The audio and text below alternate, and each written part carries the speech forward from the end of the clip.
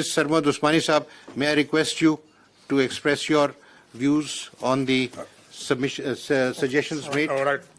Thank you very much, Honorable Chief Justice, and thank you, gentlemen, for being here, and my best wishes to all of you, especially to Ashtar Saab for his impending surgery.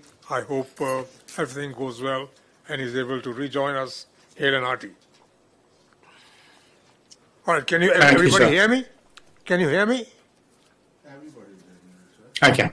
Qazi Saab, can you hear me? No. I can, but it's garbled, but please go ahead.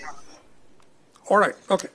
Now, as far as the Sindh High Court is concerned, I can say with a bit of conviction that perhaps I know these honorable judges who have been nominated and those who have been bypassed, because I am from that High Court. I remained judge and the Chief Justice as well. And some of the nominees I had recommended to be on the bench.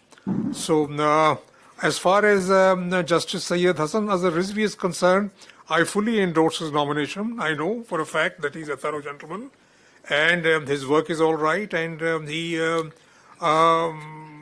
otherwise is above board. So I would heartily endorse his nomination. And so far as Justice Muhammad Shafi Siddiqui is concerned, I also think that he's a good judge and he should prove an asset to the bench here. But I think there are other judges who are just as good and they have been ignored, and they were senior to Justice Pulpoto. Now, as far as Justice Pulpoto is concerned, I know that he is above board and I know that he's good in criminal work. But you see, I have read his judgments, and his judgments are more or less stereotyped criminal judgments, like criminal appeals and bail applications, and frankly speaking, there is hardly any innovation which one can do in a criminal case, because the principles and the law is very well settled, and even the law says how to write a criminal judgment. It's in the CRPC, so you can't really deviate from that. So therefore, I think that perhaps those who are senior to him should be considered, like Mr. Justice Abbasi and Mr. Justice Nadeem Azhar, Nadeem Rizvi, Nadeem Saab. Now these two gentlemen I think that we should consider them. And as far as Justice Abbasi is concerned, again, there is no doubt about his integrity. It is said that he is only done tax work, but I think he's when he came on the bench, he's done other work as well. I can see from his disposal that he's done, he's done.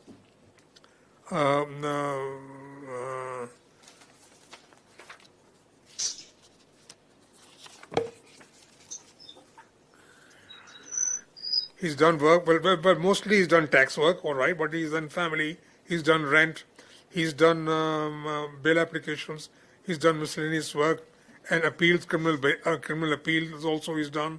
And so there is civil revisions, high court appeals. So tax cases, of course, because he was always a tax lawyer, so I suppose he was put on the tax bench, and the maximum number of disposal is regarding his tax matters. But that's no surprise.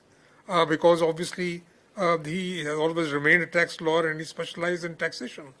But otherwise, I find him to be a rounded gentleman. It is said that perhaps his demeanor is a bit towards his fellow judges and towards the bar is perhaps a bit strict, and maybe he's not a very congenial sort of a person, to put it that way. But I have found him, I have been meeting him over the years. I have never found any sort of defect in this part of his personality. He's always been very nice and very pleasant as far as I'm concerned. So but I'm sure that if the Honorable Chief Justice must have made his investigations, and I'm sure he's right. But I believe that whatever has been said about him was due to the fact that he was bypassed, not once but twice. So therefore, he was slightly bitter about it. So see, if a person is bypassed for no rhyme or reason, and obviously he may be slightly bitter. If a person, for example, is prosecuted for no rhyme and reason, and ultimately it turns out that he's been wrongly prosecuted, obviously that person will be bitter. So perhaps I don't think this may be a flaw in his character. This could probably be something which boiling up inside him, and maybe sometimes he expresses it. But otherwise, I found him to be all right. I mean, he writes reasonable judgments. He writes good judgments also. I've read his judgments.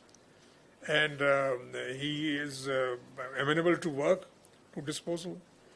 And insofar as Nadeem Saab is concerned, his disposal is low. I agree with that. And perhaps, I don't know, for whatever reason, he's not being writing too many judgments. But the judgments which he writes are up to the mark. That I can say. So my thinking would be that perhaps we could consider either one of these gentlemen to be appointed rather than going down the line and appointing Mr. Pulpur. So that's as far as these from Sindh are concerned. As far as the gentleman from Peshawar High Court is concerned, obviously he's the senior most, and I'm sure that from his the type of work he's done and from his judgments also, I find is up to the mark, and I'm sure that he is a gentleman. So I would fully endorse his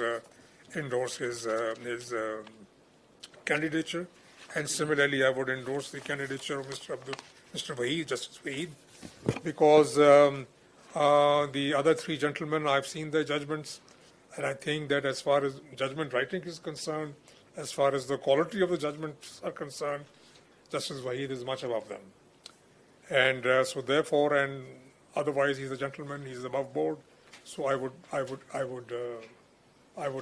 endorse that. Thank you very much. That's all I have to say. Thank you, sir.